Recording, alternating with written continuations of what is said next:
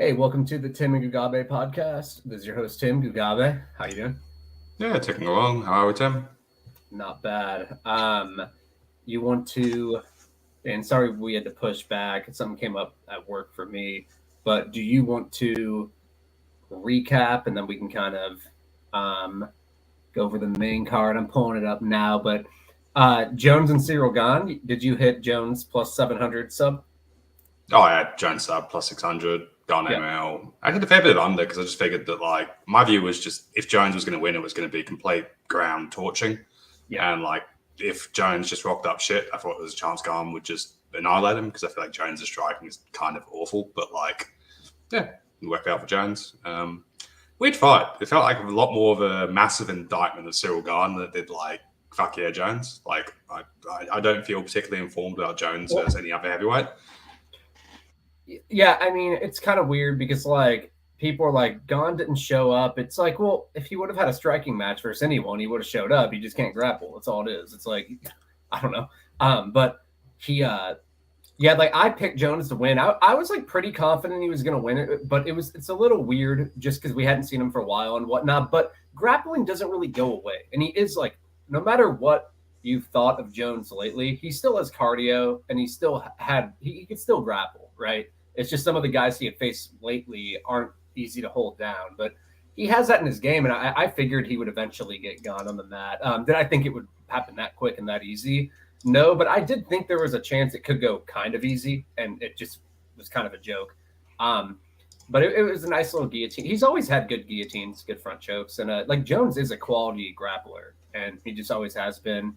Um, it's weird because there's some fights in that division where I just feel like he'll do that again, and then there's some fights I think he could legitimately lose. So, yeah, like I think Francis is a fight he can win kind of fine personally. Like that might be controversial, but a guy like Blades and other guys who he might not be able to wrestle, I think are going to be a little more difficult. Um, but who Yeah. knows? We'll see. Um, yeah, Grasso and Shevchenko, like I honestly wasn't impressed by either of them. I did not think Grasso looked very good. She just got like a back take, and I didn't think Shevchenko looked that good either. I would favor Shevchenko pretty moderately in a rematch again. I feel like she wins that like 3 out of 4, 4 out of 5, probably. Like she was Yeah. like the thing is, it could have, but it still could have been 2-2 after 4. But if you just look at the numbers, she outlanded her in every category and just got a back take. It just is what it is. But honestly, like I wasn't impressed by either of them. Like I didn't think Valentina looked very good. I think Grasso gets smashed by Blanchfield and Suarez. Like again, kind of same opinions for you.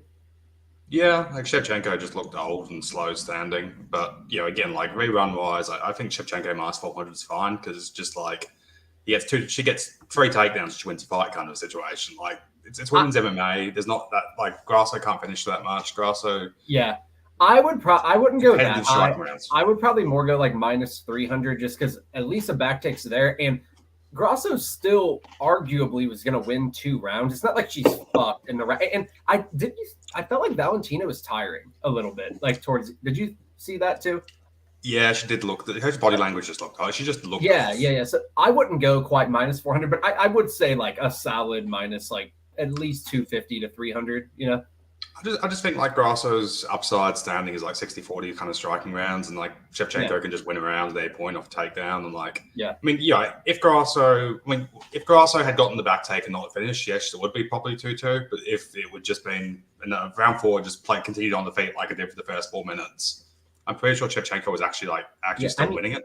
Dude, on the box score, it's like Shevchenko was up on distance strikes 80 to 50 and like up 4-0 on takedowns, 5 minutes of control to 1. Like she generally was like the better fighter, but I still thought like I do think Valentina looked a little like declined. Like I didn't. Did you kind of feel the same way? Yeah, she just looked slow and just standing. She just didn't look good. I don't know. So it's hard to quantify it, but just my view was just like, in women's MMA, having that sort of takedown reservoir is massive. I think like round 2, if she just got in the crucifix TKO, people would be like, oh, Grasso was plus 5 billion kind of shit. Like, it is. Yeah. It was just kind of, I really wasn't impressed by either one. Rakhmonov and Neal. Rakhmonov, like, look good. He's still too hittable for my liking. Like, he's gonna get knocked out at some point. He had cardio. I mean, he answered a lot of questions. He's gonna be tough to beat. Let's be real. His do you think so? Oh yeah. He's the best welterweight in the world by far. Like, again, that was insanity. You think so? Yeah. Again, like, my view of him coming into the fight was, let's say I gave him a C cardio, and I was like, this could be really shit. This could be really good. Yeah. He rocked up with A plus cardio and A plus durability. Like, there was a lot of like. I still think he's too hittable. Like that is a problem. But who tests it if not Neil?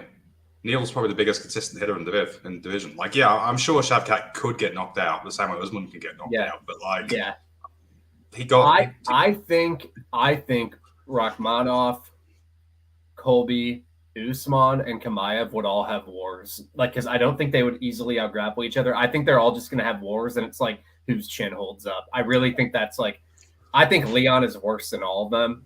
Like, I mean, I think Usman wins next week as long as like his durability's as long as he can take a punch, like he's better.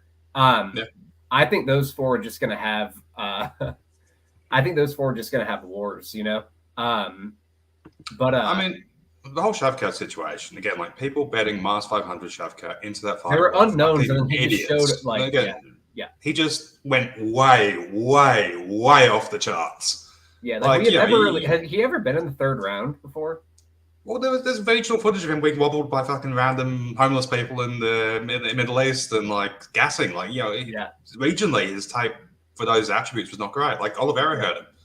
Like, I'm incredibly impressed by him, but also like all the criticisms pre-fight were valid. Like, again, the immediate thing going to that fight was this guy is an elite top game player, but he doesn't grapple urgently at all.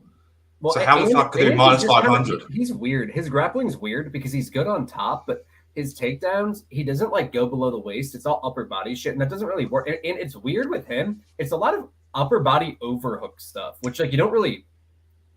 There's a reason you don't see that at top level MMA because it doesn't really work. But it would work against the little lower tier wrestlers, but he's not getting Usman down. He's not getting Chimaev down. He's not getting Colby down with that shit. I mean, he shot a double when he was hurt, but he had like one good shot at the double. But like, that's the whole issue of like Shavkat. Like coming into it, the elite skill set there was the top game. And it was like, well, he barely even grapples. Like most of his takedowns have been like weird opportunistic shit or weird clinchy sort of shit. Yeah. And like, if anybody whose fucking logic for betting Shavkat wasn't, I think Shavkat is great because Shavkat is great. No, there was no possible. Again, I think he's fucking incredible after seeing that, but like, there was no reasonable pathway to him just having a cock off with Neil. Like, if I told you pre-fight, the fight went 14 minutes and Shavkat got 0 takedowns, what would your line be? Yeah, I would have said it was probably pretty close. The thing is, he got hurt multiple times. Like that like. Yeah, but it's like Neil. Nobody else hits that hard. And chins are weird. Like people who rely on chins, it's like, he did survive that, but I tend to think he does have well above average durability. But that only lasts so long. Like all of a sudden, one of those shots will put you out, and it just happens. I've been watching this for fucking ever, and you know how it is. Like people can just get knocked out. Gamrot and Turner. I bet Gamrot at minus 200. I thought he won, but the fight, it's weird. I thought the fight, like, it's like, I don't think in that version of the fight he quite covered his line, but I also felt like it's like Turner kind of free rolled and kind of got his, like, he kind of hurt him a couple times. And other than that, he kind of got dominated on the mat at times. I feel like Gamrot, some of the rounds ended with Gamrot like mounting him and I feel like there are versions where Gamrot wins a little easier, I guess is what I'm trying to say. But I definitely was sweating that ticket. Like, let's be real. But I still would line Gamrot as a favorite just because the grappling upside is clearly there, So I think, honestly, minus 200, 250 range, like 6.5, 7 out of 10, would you say it's about right? Yeah, he's going to go for like 15 takedowns, and that's enough, in my opinion. Like, after watching that. I thought it was weird because I thought 30-27 was better than Gamrot was better than 29-28 Turner, but I could conceivably see a 29-28, but I think it would be a bad score. It would be taking that whole damage control thing to another level because it's like Gamrot arguably did more damage on the mat than like Turner kind of hit him, but Gamrot never seemed like he was in danger of getting finished. He immediately went to like a single leg and got a takedown, and then he was like on top of Turner landing some pretty big shots at times. But I did sense it was like pretty close, but I felt like the right guy won type of thing.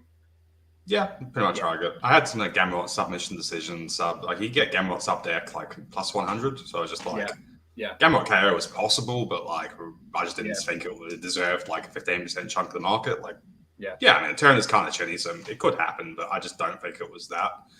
I was fairly confident going to the decision, but like I sort of marginal. It just felt like Gamrot minus 200 was about right. I had going for 20 takedowns. I had a bunch on Gamrot, and I wasn't able. I would have cashed out because he was minus 650 with like a minute left, and I was gonna cash out, but I wasn't in Illinois to where like I could cash out of my FanDuel, so I was in a different state, so I couldn't cash out. So I would have cashed out. I would have eaten a little bit of profit, but I would have had for sure money. But I wasn't able to cash out, and I was able to win money off it, But I was nervous enough to where if it was like minus 200, I would have been like, whatever, let's like let it roll. But minus 650, I would have taken the profit at that point, to be real. I was just a little nervous. And like this whole, like people are taking, I understand the damage versus control criteria. I think if you use it properly, it's like a fine criteria. But people will be like a wobbling jab. They think that overtakes like 4 minutes of top control, and Gamrot was actually doing shit on the mat. He was like mounting and like hitting. They're taking it to stupid fucking levels where it's like, what's the point of grappling anymore? Like, shut the fuck up. I don't know. It's like really annoying. But then Bo Nickal, Jamie Pickett kind of went how I thought it would be. It was just kind of, well, I'm just saying he got on top. He got submission, but there was a nut shot. I still think he would have eventually got him down and subbed him though. Yeah, probably. Like plus 1,500 was kind of stupid. Like, I just feel like Nickal's a good prospect, but there's so many unknowns. You can't be that big a favorite at this point. I didn't like the way he was rushing his takedowns. Like they didn't come as easy as I thought. But like, he looks. We still have like 3 minutes on the guy. We don't know enough about him still. Like he might be. I think Over's going to be very good in his career. I just feel like people are acting like he's some sort of 80cc Maya kind of submission threat, and it's like, he can hit subs. I don't think he gets that like step up for sure. Like you just like sub one, even sub one there was just like he went for an arm triangle. It took him 2 minutes to figure out how to finish the arm triangle. Like I think he's obviously an elite wrestler, but I just don't think his sub one. His sub one shouldn't be that fucking juiced. Yeah, I don't think he's like he's not like John Jones or some shit where he just gets on top of you and just he's not like. How good a grappler do you have to be to justify that? Yeah, like in terms of actual finishing, I'm not saying he's a bad wrestler, but like he can control people 100%. But like I don't think he's like 80% to finish people in round one kind of shit. Yeah. Okay, well let's move on to this card. The main card has some good fights. Like just being real for a fight night. Gane and Merab. I mean, to give you guys background, I've played Merab like since he was like minus 140 against Brad Katona. Like I've been playing him ever since. I've been riding him. I played him against Maurice at like minus 220. I've been playing him for a long time. I played him over Casey Kenny, so he has been a guy I've just consistently made money off of. But I do think he could like win the belt. I do think he has like the skills to give almost anyone issues. But I kind of think this is one of the worst matchups for him personally. Like I just don't think the control time is gonna come versus Jan, and like he's gonna have to strike. And he's an underrated striker. I will say that. Like he doesn't look technically as good as some of the other guys, but his metrics, I could go into his head strike metrics. I've written books on how his striking was underrated, but Jan's is better, and Jan hits harder. And I feel like Jan will probably keep it on the feet enough and kind of win, but. I am a little worried I don't want to be playing Jan minus 250 just because I am a little worried in the sense that it's favored to go to the cards at minus 200. And if you just tell me it goes to the cards, it's like Merab still works really hard. So that like him winning a round or two off Jan fucking off and Merab landing a takedown or like even just like limiting the strikes enough to where there's a round or two competitive on the feet. I feel like he could keep it close, but I still do think over the course of 5 rounds, Jan is likely to probably hurt him at some point, and I think he'll just land the harder shots. And so I think the line's fair, personally. Like, I favor Jan. What do you think? I think Merab's a little bit wide. Jinsu Sun, Jan. Yeah, a lot of Jan's losses have been just due to people pushing him back and being aggressive on him. Like even like the Aldo fights, like round 2 and round 3, when Aldo actually went forward, picked throwing leg kicks into the body, he actually did do quite well. I'd rather have Jan KO plus 250 than I would Jan moneyline minus 250. Agreed. I like Jan inside the distance, like maybe more, because I feel like if he covers his line, he's probably going to hurt Merab a lot. Yeah, for sure.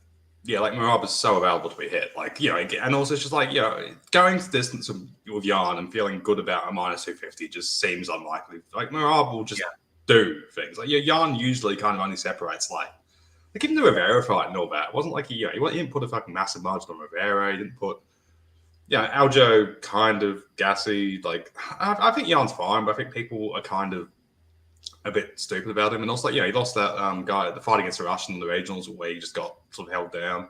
Even Jinsu Sun. Jinsu Sun had a lot of success just clinching him and being fucking massive on him. I think Jan's defensive wrestling has improved like a lot. Like even from that Magomed fight for sure it has. Because I remember I based my Aljo bet originally when they first fought kind of on that fight, and I was like, fuck. Like whenever they started fighting, and even then, the only time he's really been held down bad is body triangling by Aljo, and that's not something Merab does.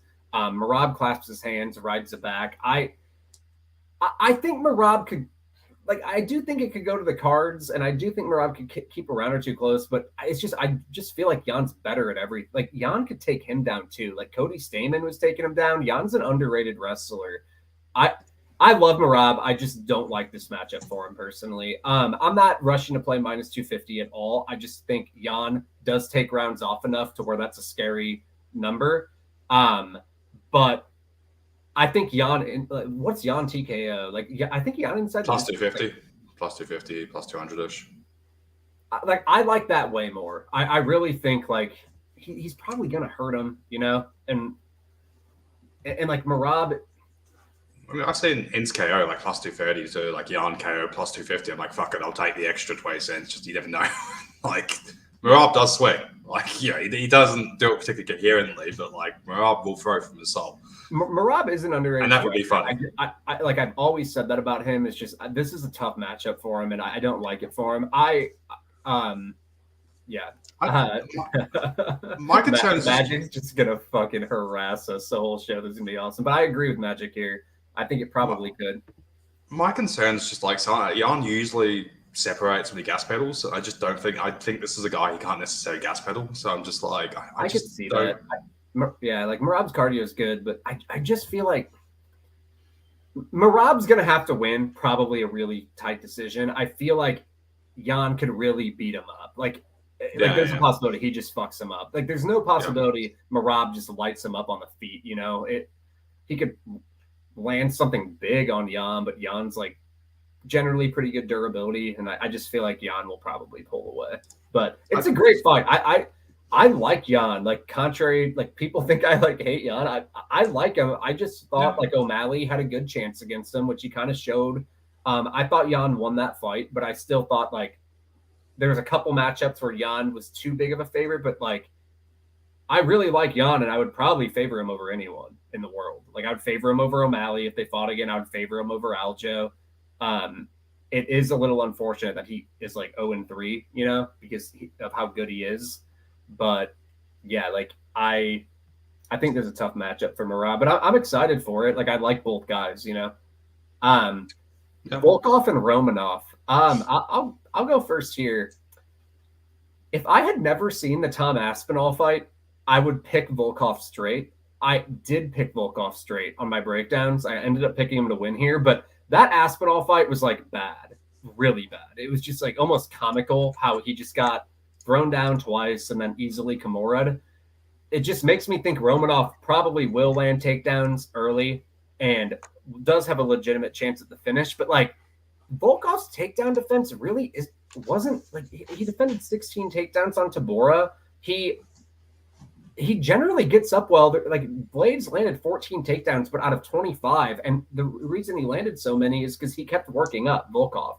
And I generally think, and Romanov does a lot of upper body shit too. I feel like Volkov could stop some of that, but I still think Volkov is going to land early. I like Volkov live bet. I think that's the best way because I do think if Romanov has success, it's going to come early, right? And he might finish him. If not, Volkov might like if Volkov gets a full round on the feet here, he probably puts Romanov away. Honestly, like he'll probably beat the shit out of him. So I'm picking Volkov to survive the early storm and eventually take over, but I am a little worried that Aspinall fight was really, really bad. If I had never seen that, I'd honestly bet Volkov. But that scared the shit out of me, that fight. And I expect Romanov to have a little bit of early success, but if he doesn't get that finish, I think the tide will turn a little bit. So I think it's a good live betting opportunity. I'm just gonna wait live, see what happens, and hopefully get Volkov at like plus 300 after a round because he has a legitimate chance to just dominate and take over later. Is that kind of where you're sitting too? Yeah, pretty much. I don't rate Romanov's finishing that highly. Like, I think if he's not just specimen finishing people, it's just like kind of bad jiu-jitsu. And it's kind of like, he plays the heavyweight game, but like it's all really meme shit. But how Aspinall just mugged Volkov was embarrassing. And like Aspinall's not a big heavyweight. He's like 110 or something, isn't he? Or he's only like 240 or some shit. And he just instantly big man subs him. And I'm like, that didn't look like something that should happen, if you get what I mean. I think it's a straight armbar. I'm like, that's the sort of shit Romanov will go for. And I'm like, Volkov's looked reasonably physically imposing most of the time. But he just gets mugged that one time, and I'm just like, hard to draw much from that. Volkov like that. Romanov, I just don't really have confidence in this. Like, and also it's like you never know if Romanov, like, will he do the entire cardio over adjustment thing? We've seen people gas out hard and then come out the next fight just scared. Yeah, that's been a thing lately. It happens a lot because I think the psychology of just being stuck in that situation. We've seen him gas out twice though, because he even did against Espino as well. But at least he won. He won that one, and like he won because he wouldn't fight anymore. That's why. So maybe he calms down a bit, and if Romanov decides, I want to maintain my gas tank, and he just doesn't go hard to his actual path of victory, it's just like he could like Muniz himself, where Muniz just went for one takedown or some shit. Like, not that Alan wasn't a good bet, but like Muniz set it up for Alan as best he could possibly do. Yeah, I mean it's a close. It's a binary fight. Both guys have clear path to victory. I just think. Like, why play Volkov now at plus money whenever, like, if he gets fucked up, like, there's a legitimate chance he gets finishing a round. Why risk your money then? Like, save it. And if he gets through that round, you're probably going to get a better line anyway, and you get to avoid that early finish. Like, I mean, it would be annoying if Volkov just iced him right away, but I don't think that's really going to happen. I think, I don't know, I'd be a little surprised, but who knows? I would say the same. When the Rosenstruik fight happened, where Volkov just big brother to Rosenstruik, and I was like, "What the fuck just happened there?" You can get Volkov. Yeah, but like that was like a striking fight, though. We're like shit when it's just pure striking and having Romanov's going to actually look to grapple. Yeah, true. Krylov and Spann, we've talked about this. I'll just kind of give the brief Cliff Note version. Like we already went over this, but I originally was like interested in playing Krylov because I just think he's better. I think he's pretty much better at everything. And I feel like the more the fight extends, the more I favor him to win. I still think, even though it's changed to 3 rounds now, I still think the dynamic's still kind of there. Maybe this slightly favors Spann in case if Spann had a big round and they happen to go to the cards or something. I don't know. But I do think it probably favors Spann, but I still think it's kind of the same dynamic. I originally wanted to play Krylov, but I just feel like Spann's like ability to kind of create danger is a little better than I thought after just like that guillotine and he'll just kind of throw down, and Krylov is a bit hittable. He's been subbed 5 times, and he does shoot in like where he could get his neck, taken off. So I do think Spann is alive for the finish. So it makes me a little worried. I would probably guess if there is value, Krylov might have some, but I got a little nervous once I actually taped, But overall, I do think Krylov is a better fighter, and I think he should probably win. But I do think Spann could get him, But what do you think? Yeah, pretty much. Had some minus 150 last time. Still minus 150-ish. I'm a little bit tempted, but I don't know. I think Spann should be just plus 200 against anybody in the division. Spann's one of those guys. Like Spann is like Michael Chandler, where it's just like he's plus 150 against literally everybody. Like he can't. Like you put Chandler against like fucking Eric Gonzalez, he's plus 150. You put Chandler against Makayev, he's plus 150. It just is what he is. Yeah. Like he can just because fish it they out always of have house. that early finishing upside. They can always make it interesting. Yeah, pretty much. Yeah, I hear you. Ramos and Lingo. I think Ramos is the rightful favorite because of the grappling upside. But if this stays on the feet, like Lingo can win the fight. I at least that's what I was like looking at. Like I think he can compete on rounds. Ramos is like he has just gotten randomly knocked out a couple times in his career too. So I could see Lingo, like Lingo's live for that reason, but like Ramos is better. He's better on the mat. He has a chance at the submission. He has a chance at just control time. So he's a rightful favorite, but like I'm not playing minus 355 on a guy where he needs to follow a game plan for me to be like he's covering his line. It's kind of like it could just be like a Jake Matthews fucking Semmelsberger thing. Like Matthews might just decide to strike with him where it could be competitive. That's kind of how I read this fight. What about you? I'm thinking. Yeah, Ramos sub probably captures his upside, so classic manner, just gives you a chance to actually. Yeah, my view is like if Ramos is covering minus 400, he's probably gonna go for a sub, kind of back take immediately. Yeah. Get a choke. I'm thinking, yeah, and it's like standing. Ramos is kind of an idiot. He doesn't fucking separate in volume numbers or anything like that. No, like, and his striking metrics aren't good. That's the thing. Like, they're like, he's below parity, you know? Yeah. That's pretty much it. Like, that's pretty much it. Like, Lingo KO plus 900 is not bad. Like, again, you probably capture the upside, but also just like, if it's a 15-minute striking fight, like, Ramos doesn't cover like more than minus 150. Market always seems to love Ramos. I never understood why. Like, and maybe his youth and size kind of thing. He's like minus like 350 all the fucking time, I feel. Like, he's an okay fighter. Like, he's all right. I'm not anti him, but I just don't see the love. He's fine.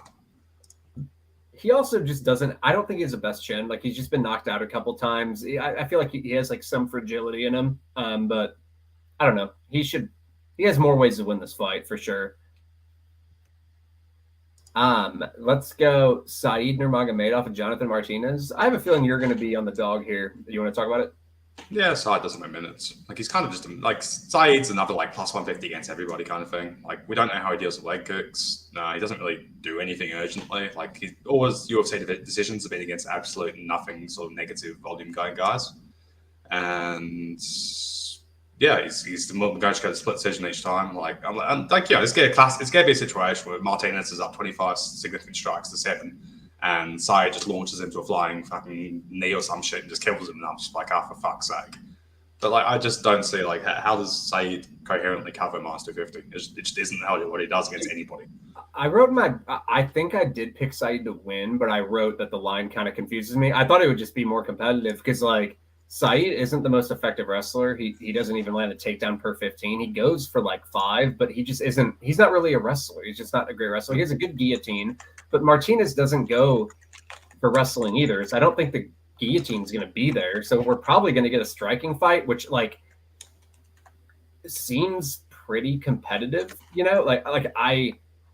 Saeed doesn't land a ton of strikes. Like what's his like significant strike total generally? Like does he even get above? Has he ever been above 60 besides the Scoggins fight? It's like 3 striking-based decisions, 65, 55, and 42. You know, and all of his striking-based decisions against like just terrible minute winners. Like it's just like DSTA, Barcelos, and Scoggins, who are all just kind of stupid themselves. So it's just like they just don't do much. And like Martinez lands like he has pretty good striking metrics. Like he lands 4.84. You know, absorbs 3.88. Like, and he has like a leg kicking game where like you could just win with effective striking to the leg kicks. Like I feel like if it's on the feet, it's probably going to be pretty close. And I feel like 90% of the time it will play out there, you know? So I tended to think the line was too wide as well. It's probably going to be really close. I'm just kind of writing. I kind of wrote down like close decision type of thing on the feet. That's what I think. Martinez isn't bad. And Saeed is just like, he's kind of just like, pulled out a couple guillotines, you know, like even his Andrade fight, wasn't it pretty close?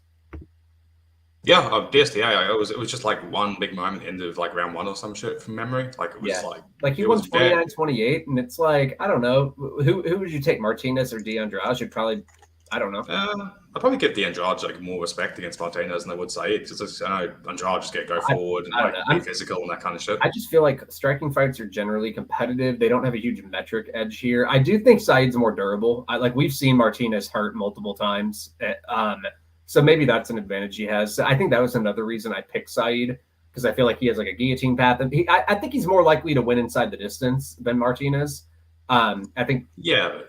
But round wise, I don't think he's all that likely to finish Martinez. And round wise, I think it's kind of close. I feel like it'll be a close fight. But But Martinez decision only is plus 180 right now, and that makes no sense. Like if it goes 15 minutes, I would fight for Martinez. Also, my view is I think it's just gonna be close. My view is if anybody looks like a massive favorite hindsight, apart from like a Saeed's 30-second knockout kind of it was minus 500 kind of ridiculousn's. Yeah. I think Martinez's leg kicks, just Saeed not having an answer and just getting fucked by leg kicks, is probably the most likely thing to be like a hindsight minus 500 thing. Not that I'm saying Saeed will definitely get done by leg kicks, but if there's going to be any singular thing that either of them does, which the other one can't respond to, it will probably be that. Yeah, I mean, the leg kicks could potentially be there. Any prelims you like, or is anyone in the comments want to talk about any of the prelim fights? I can probably go for another 5 minutes or so. A Sunset Grant is fun, a fun fight. Should be good. It's weird with the Sunset because he kind of hadn't looked great for a while. Then I liked his performance against Henry. It's weird because I feel like it's kind of like a Sunset is technically probably better than Grant at everything as far as a more technical striker, more technical grappler. But Grant is younger and probably more aggressive and whatnot. So it seems like a pretty close fight. I'm not rushing to play Grant at minus 140. I feel like it'll probably be a pretty competitive fight. But anything else? Oh, Gravely Henry. What do you think of Gravely Henry? We got some people asking for it. I like the ITD there. I just feel like Gravely's always kind of doing his immediate I'm about to explode kind of Gravely gives me very strong Bronson vibes, both good and bad. He just kind of does. He's a bit of a front runner. Yeah, and it's Henry will just put volume on him, so I'm just either Gravely just kind of high roll some shit and hits him very, very. And Gravely hits very hard, so that also helps. And Henry's not the most defensive guy. I think ITD is very good there. I just think Henry will eventually run him down, and Gravely will try some high roller shit along the way. Yeah. What else is good? Frem Dumas is funny. I'm surprised how much the market seems to like Dumas. I haven't taped it. Tell me about it. I feel like I know Frem. It's a classic 6.5 out of 10 versus 2 out of 10 to 9 out of 10 kind of Dumas looks very scary, but we don't really know what the fuck he is. He's just these ridiculous athleticism and takedowns, and he's fought homeless people, and for some reason he's now minus. I'm taping this one tomorrow. I haven't. I'm looking. Frem is competent. Frem competed against Hernandez, kind of got memed by Gore. Frem, I don't mind Frem. And Frem just feels like a sort of decent, fringe UFC tier guy. Well, Dumas could just. I remember Frem. Yeah, I remember him. What else? Turkalj Petrino will be funny. Petrino will either kill him inside a round, or Turkalj will put 15 takedowns on him in a minute. Yeah, isn't Carlson Harris fighting Jared Gooden now? That's another fight. Yeah. Yeah.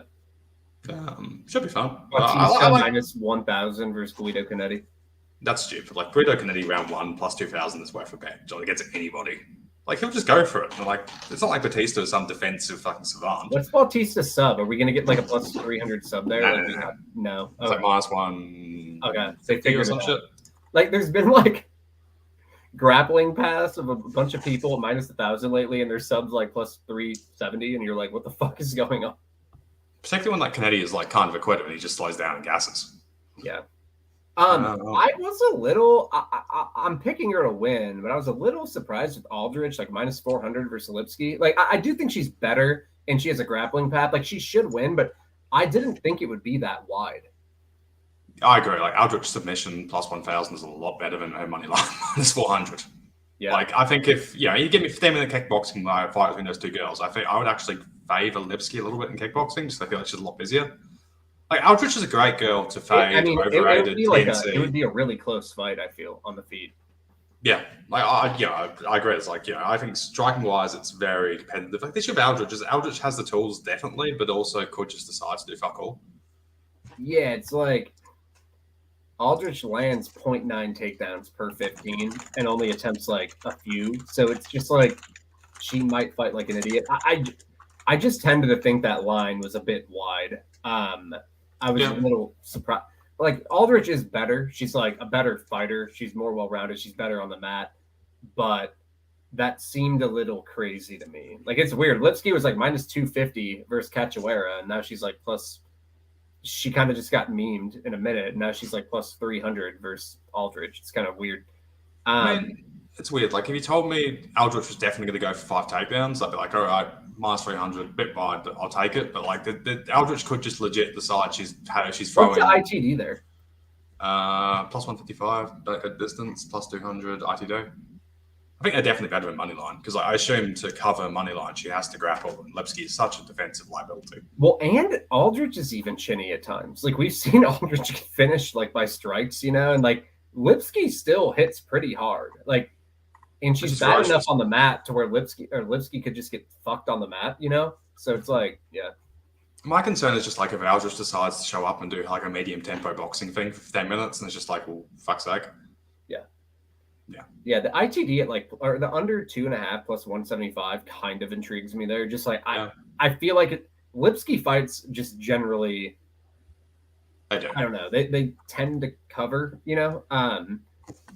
Like 4 of her last 5 fights have finished inside the distance, and the one that didn't, there were 2 knockdowns involved. It's just like I kind of like that under. But I don't know. I haven't really thought. I'm still kind of like I haven't finalized any bets. I have my eyes on a couple things, but I'm kind of looking.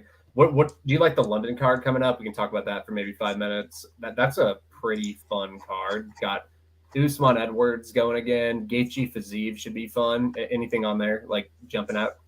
Todorovic is a ridiculous price. I think that's like I was taking that tomorrow because I was kind of surprised. I was going to do that one early just because whenever I see something like that where I'm like, yeah, who is Duncan? I don't know him. UK kickboxer. Cage Warriors. He hits reasonably hard, but I just don't see how you can inherently come to that number. Duncan Morales. Roman Morales against Duncan's also not bad. I think Roman Morales could just be old now, but dude did beat Benitez. I think he should be more bigger favorite. Yeah, there's decent money line spots there, I'd say.